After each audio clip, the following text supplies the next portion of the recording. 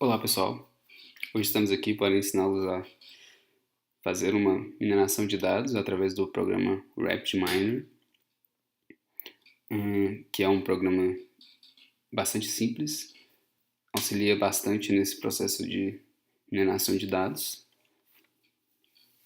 E é isso aí. No nosso caso, iremos utilizar uma base de dados pública do Yelp. Essa base de dados é disponibilizada geralmente todo ano para uma challenge que o Yelp faz, que consiste em as pessoas descobrirem conhecimentos dessa base de dados e os primeiros colocados ganham prêmios. Essa base está disponibilizada no formato de arquivos JSON e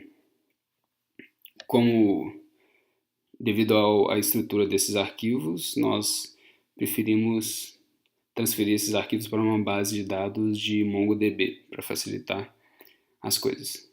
E como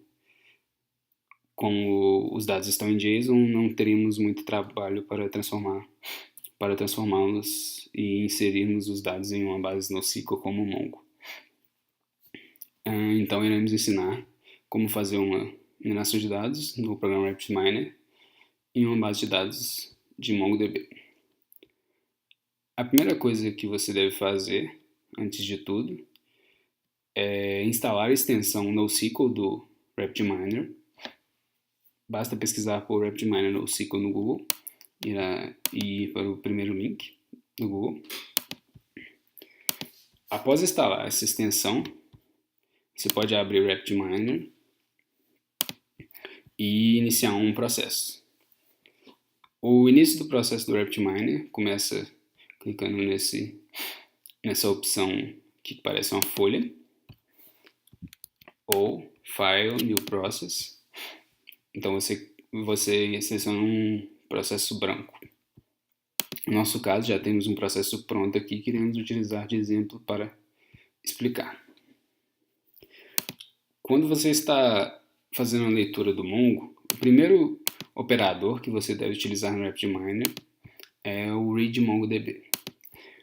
O RapidMiner ele possui um workflow de drag and drop, no qual você vai adicionando operadores à sua mineração e ao final de tudo você conecta o resultado do seu último operador às saídas. Então nós temos aqui o resultado do clustering ligado às respostas. O clustering gerou 2 clusters, então nós temos 2 clusters. Nós temos o resultado dos clusters na saída do RapidMiner. E o resultado não gerou 2 clusters, perdão. Então, voltando ao MongoDB. Então, você pode procurar esse operador aqui nessa aba de operadores, read MongoDB, ele irá aparecer. Então, basta arrastar para a área do processo. Esse operador necessita que você tenha uma instância do MongoDB. Então, caso não tenha criado, basta clicar no ícone da árvore e adicionar alguma conexão. Quando você adiciona uma conexão, você tem que especificar o host, a porta e a base a ser conectada. Caso haja autenticação, você deve marcar esse checkbox aqui e inserir os dados de autenticação. Além da conexão, você deve também selecionar a collection, que deve ser utilizada para mineração, que pode ser uma collection básica ou uma collection criada por você a partir da junção de outras collections, o que vai de acordo com a necessidade do seu processo de extração. Você pode especificar um critério na leitura que é basicamente um critério do Mongo. Por exemplo, você pode selecionar apenas os registros no qual apenas os business que possuam um número de estrelas maior ou igual a 1. E nenhum business que, por exemplo, tiver nenhuma estrela irá vir nos seus dados. Você pode também aplicar projeções, ou seja, selecionar campos ou excluir campos do resultado da consulta do Mongo. Você pode fazer também ordenação e limitar os resultados. Além de limitar os resultados, você pode também pular resultados. Lembrando que o Mongo, quando você escolhe pular resultados e limitar ao mesmo tempo, ele aplica primeiro a operação de skip e depois aplica a operação de limit.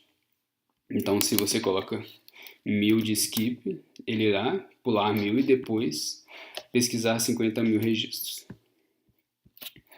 O próximo operador que você deve aplicar é o JSON-to-Data, que é basicamente um operador que vai transformar os dados resultantes da consulta do Mongo em dados chamados example set, que é o tipo de dado utilizado em todo o seu processo do RapidMiner.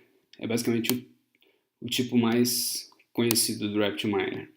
Então, esse JSON-to-Data vai converter o resultado do Mongo em um example set. Esses dois operadores são essenciais em todo o processo de mineração de MongoDB. Depois, no nosso caso, iremos aplicar um algoritmo de clustering. Então, como iremos aplicar um algoritmo de clustering, nós precisamos de informações numéricas. Então, foi utilizado um operador de selecionar atributos. E esse operador possui vários tipos de seleção. Você pode selecionar todos os atributos, apenas um atributo, um subconjunto de atributos, mas no nosso caso foi utilizado apenas os atributos que são de algum tipo de valor. E como eu disse, nós precisamos de atributos numéricos. Então, filtramos desses dados apenas os atributos que são numéricos para que possa ser utilizado pelo clustering. E por último, o operador mais importante é o operador de clustering em si.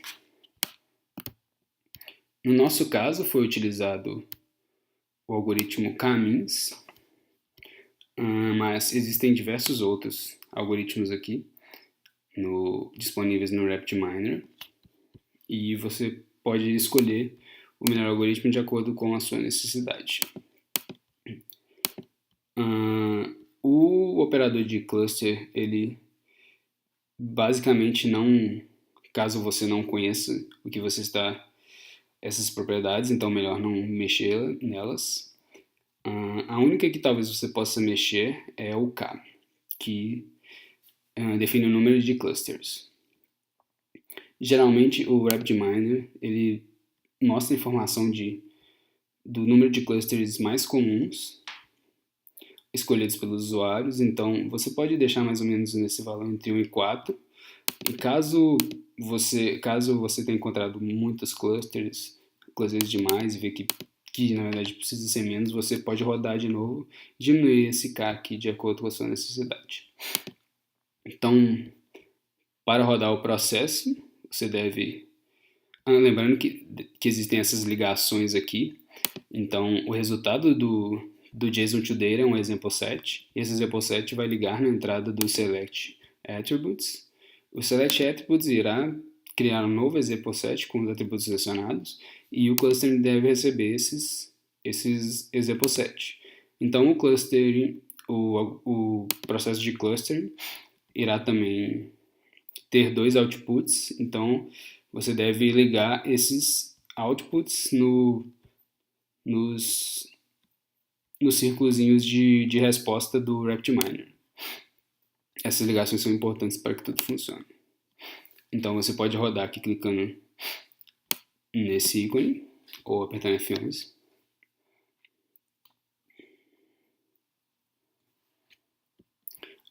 Ao final, o RapidMiner nos mostra os resultados aqui nas visualizações. Esses resultados possuem algumas abas. A primeira é a dos dados em si. O cluster criou mais uma propriedade no nosso example set, chamada cluster. E além disso, nós tínhamos as propriedades Reveal Count e Stars, que basicamente eram as duas únicas propriedades numéricas que tinha em um business. do Yelp. Existe também a aba de estatísticas e, mais importante, existe a aba de gráficos. Você pode fazer diversos gráficos aqui de acordo com o que for melhor para poder visualizar a nova informação, o conhecimento adquirido. Nesse caso aqui, eu achei interessante usar um scatter múltiplo, no qual eu defini o eixo X como o cluster e o eixo Y mostrando o review count e as estrelas. Então nós temos aqui clientes divididos em 3 clusters, o cluster 2 com um número bem menor de clientes, mas nota-se que é um cluster com clientes que possuem muitos reviews, então talvez esses clientes tenham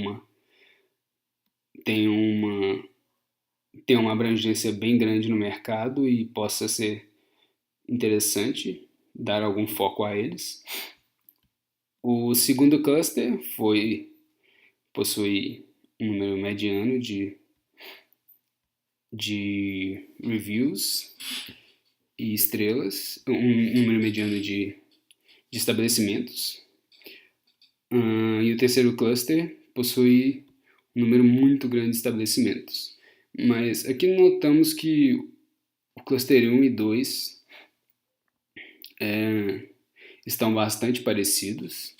Então talvez no nosso caso aqui seria interessante rodar novamente o algoritmo utilizando apenas 2 clusters, já que vimos essa semelhança muito grande entre um cluster e o outro. Então é isso. Vocês podem utilizar outros algoritmos para descobrir outros conhecimentos através de outros operadores no RapidMiner, mas esse é um dos mais simples de se fazer e é bastante de se explicar. É isso aí e até mais.